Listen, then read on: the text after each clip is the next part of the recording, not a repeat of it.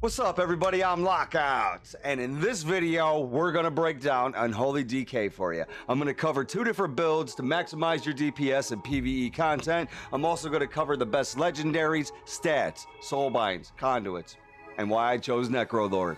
Check this out. Won't you do it, baby, for me? Take your mouse and click the button. Won't you subscribe to me? Lockouts providing the content that you see. I'm visually stimulating your mind, 1 minute at a time. Alright guys, jumping right into it. This is going to be the very first build that I'm going to suggest. I've done 3 different dungeons in build 1 versus build 2. Build 1 is going to consist of 1, 1, 3, 3, 2, 2, 3, and the way that there's 3 different columns right here. So you got 1 column, 2 column, 3 column right here, and you got your 15, 25, 30, 35, 40, 45, 50 talent. The easiest way to break this down to you guys is going to say 1, 1, 3, 3, 2, 2, 1, and that's going to be Infected Claws, Bursting Swords, Affected Asphyxiate, Soul Reaping, Wraith Walk, Unholy Pack, and Unholy Assault. And the way that this one is going to be highly dependent upon Bursting Swords into packs of ads, along with always keeping Soul Reaper on ads no matter if they're dying or about to die. That way you always have Runic Corruption engaged all the time. And build number 2 is going to be 3, 3, 3, 1, 2, 2, 3. Again, the second build is going to be 3, 3, 3, 1, 2, 2, 3, and that's Clawing Shadows, Unholy Blight, Asphyxiate, Pestilent Pustules, Wraith Walk, Unholy Pact again, and again Unholy Assault. Basically all you're changing here is Soul Reaper up for Pestilent Pustules, you're changing up Clawing Shadows for Infected Claws, and Unholy Blight for Bursting Swords. The way that this build is highly dependent upon Unholy Blight and all of your pets damage, not just your main pet here. So this is going to also revolve around your ghouls that you summon from your apocalypse and also from your army of the dead. So Unholy Blight, your minions deal 3% increased damage per stack to the enemies affected by Unholy Blight, and this stacks up to 4 times. So that means that it's 12% increased pet damage from Unholy Blight, which is really good the way that it'll scale, especially in upper echelons or top tier content. Now when I go to Simulation Crafted, Sim My Guy, build 1 is actually pulling more DPS in single target than versus build number 2, but build number 2 is simming better for multiple AoE cleave for the way that the cleave works. Now something to note is Clawing Shadows only strikes 4 targets now when you are standing on top of your Death and Decay, but it's kind of irrelevant considering how fast that ads die. So if you have like 8 or 10 ads that are there and ads are dying very fast, you are going to end up cleaving all of those ads eventually. It's just that you can only hit 4 at a time. Again, with your Unholy Pack, it's only going to be it's capped at 8 targets, and when your swords bust, they are capped at 8 targets also.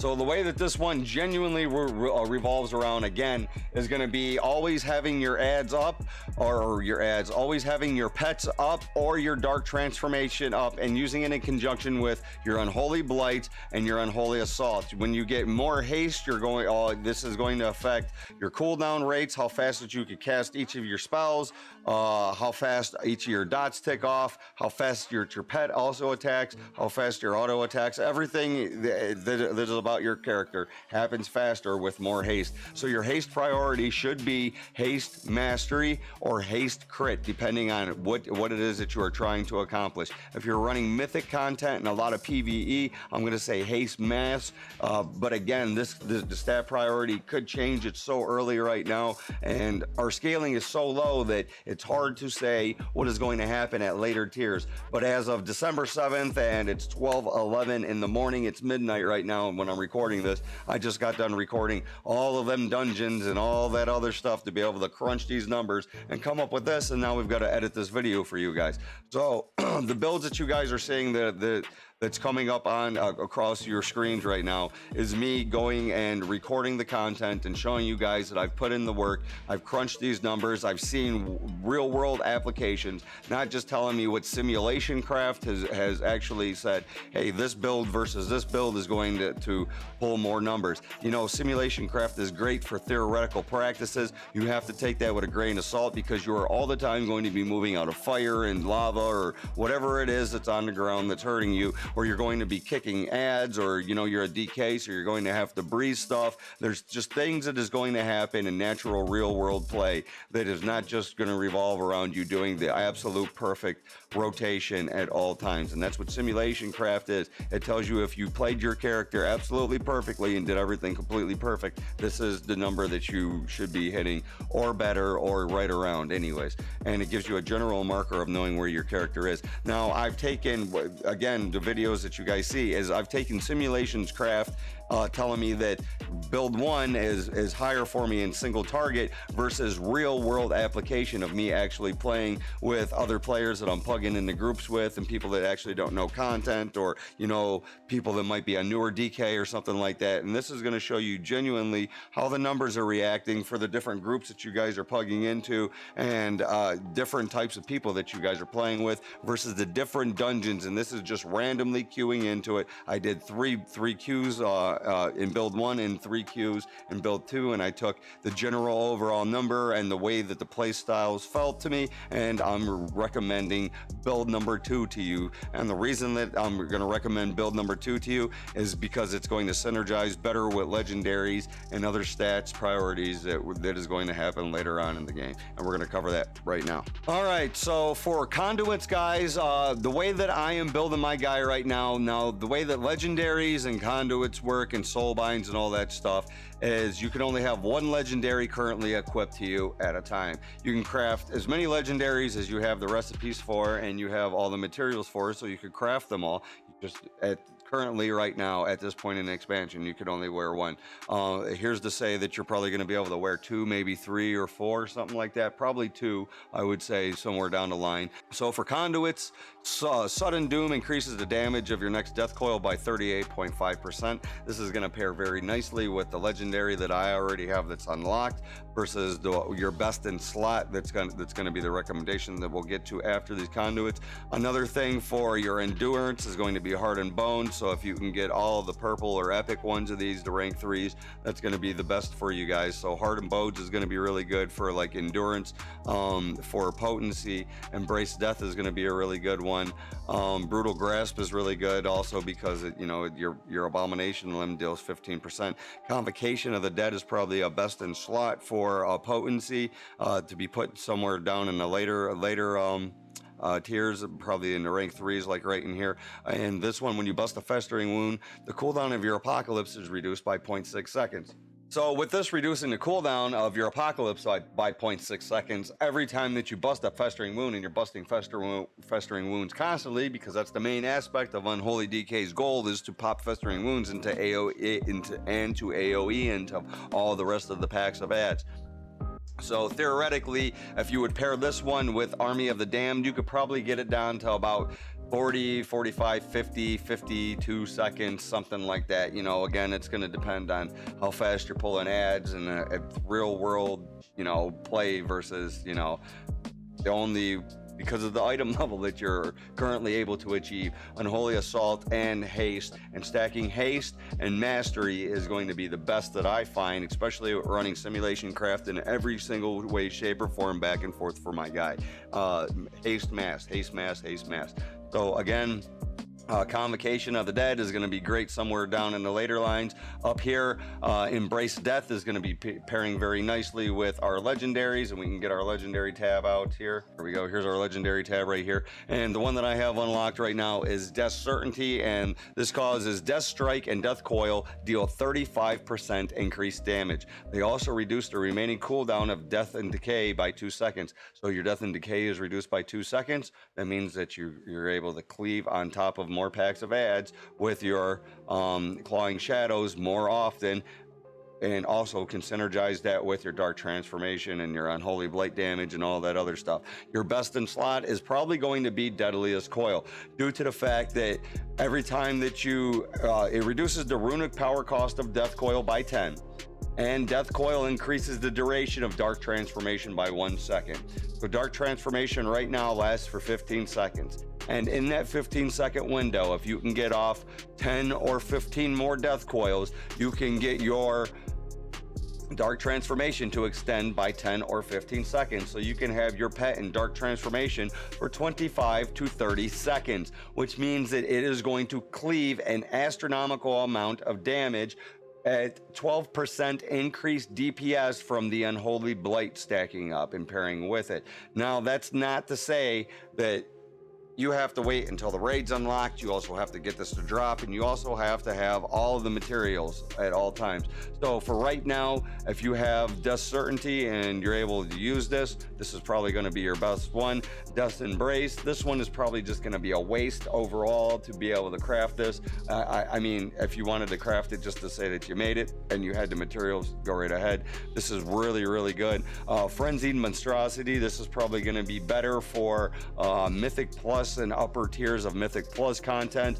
Dark Transformation also increases your attack speed of you and your pet by 12%. And considering when you are trying to push top tier content and, you know, hit timers and hit all the marks, you definitely want to be able to burst as fast as you possibly can. So using Dark Transformation and gaining that haste benefit on top of like an Unholy Assault, man, you're going to have a lot of haste, and you should be able to put out a lot of DPS really, really fast, a lot of burst DPS anyways with Frenzied Monstrosity inside of Mythic Plus content. And, you know, again, this is going to be completely dependent on what you have unlocked, what materials that you have, how far that you guys are that's within the game. You know, do you want to save up all the way until you get Deadliest Coil? Probably not. You're probably going to, you know, want to use Death Certainty until you can get Deadliest Coil to drop, and then, you know, hopefully by the time that it does drop and the raid is released and all that stuff,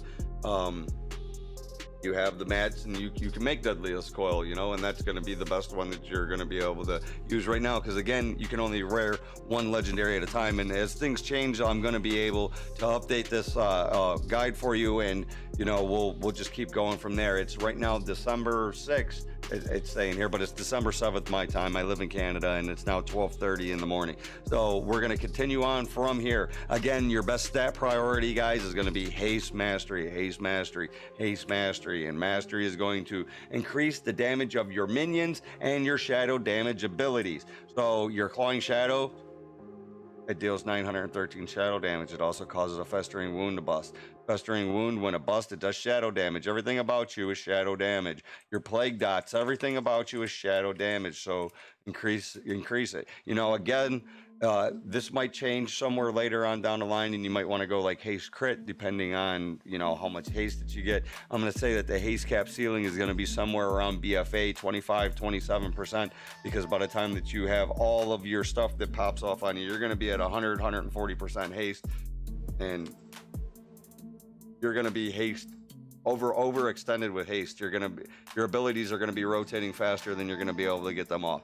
The chances of that happening is nil and void. So that's why we say, you know, you want to go to like the upper echelons before you start seeing a diminishing return. Before stacking more haste beyond a certain point, you see more of a diminishing return versus going into mastery and or stacking crit as a secondary. So I would say stack haste between 22 to 27%. Again, it's too early to tell. I'm only at 13.45 and I'm only at 163 item level. It's so early right now to tell with where I am right now. And as things change and I learn more about all this, I'm going to keep you guys posted and updated. All right, guys. So the next thing that I'm going to do right here is this is just going to be a quick little brief introduction for maybe a newer DK, and you might have a problem sustaining DPS or wondering why you're not casting spells super fast. Understand this: as an Unholy DK, you're doing a lot. If you look at the end of the dungeon, you're going to have a spell list, and it's going to be astronomically long because you're doing a lot of spells. You're not going to cast a lot of spells super fast, like your Clawing Shadows and your Festering Wounds and all that stuff. You're not going to be busting Festering Wounds super fast all the time, unless like your Unholy Assault's out and you are at, you know, 60, 70, 80, maybe 100% haste. And then you're really starting to getting into like the upper top tiers of where Unholy DK will thrive at that kind of haste level. But understand that even though that you are it's a slower play style, but you are doing a massive amount of DPS, and it's more about timing your your DPS with the packs of ads that are within the dungeon or whatever content that it is that you guys are trying to pull. So if you know, like, you have a 30-second cooldown in your Death and Decay, you have a 1-minute cooldown on your Dark Transformation, you have a 2-minute cooldown on your Abominations Limb, you got a 1.3-minute cooldown on your Apocalypse, you have a 45-second cooldown on your Unholy Blight. So that means that you could theoretically cast 2 Unholy Blights at the time that you can get 2 Apocalypses off. You could also cast 2 Death and Decays at the time that you can also get your Dark Transformation out. So you can have a Dark Transformation out, and you can cleave with your Dark Transformation as you're standing on top of your Death and Decay with your Clawing Shadows up to 4. It's 4. It's either including your target and 4, so it's 5, or your target plus 3, so a maximum of 4 targets that you'll hit as you stand on top of your Death and Decay. Because it says while you remain within the area of your which is your Death and Decay, your Clawing Shadows will hit up to 4 enemies near the target. So it says near the target, that's up to 4 enemies. So I'm going to assume that it's 5. I'm going to say that the level cap is going to be 5. It's going to hit 5 enemies for your Clawing Shadows as you're standing on your Death and Decay, okay? So again, you're going to pair your Unholy Blight with a Dark Transformation so that you get the 12% increased pet damage. You're going to stand on top of your Death and Decay, and you're going to use your Clawing Shadows. You're also going to pop Abominations Limb and your Apocalypse so that you can get all your pets out, along with like Army of Dead and all this other things. So we're going to start doing this right now. I'm just going to run through this. I'm not necessarily going to call it out. My rotation will pop up right down here on the bottom, and you guys will see what kind of numbers that I could pull at this right here. It's not going to be anything spectacular or special, but this is exactly how I burst.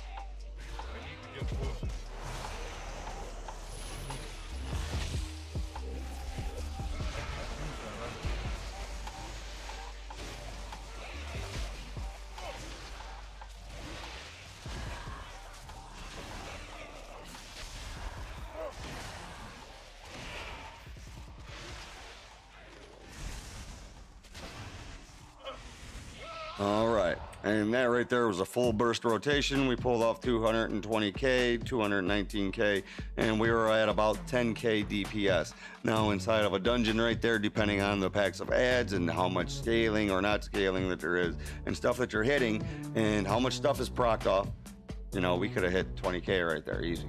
DK has probably got the best scaling out of all characters for AoE cleave right now. So again, if you guys need to see that rotation, just go ahead and rewind that part of the video, see how I exactly outbroke the target, started getting into my rotation, getting my pets out. All right, guys, so I hope this has helped some of you guys out at least, and you know, to try to become better at Unholy DK. There is one of 2 builds that you can play right here that I'm suggesting for you to play, and neither one of them is wrong, absolutely at all, until you start to get into your Legendaries and what your absolute goal is for what type of content that you really want to be focusing on. Is it Mythic Plus? Is it rating? Is it going to be, you know, maybe a mixture of all of them? Do you want to just have max DPS single target? And my goal ultimately, no matter what in the end, is to always have max target single target DPS. You know, cleaving is all fun and games and all that stuff, but I always want to aim for single target, max target DPS.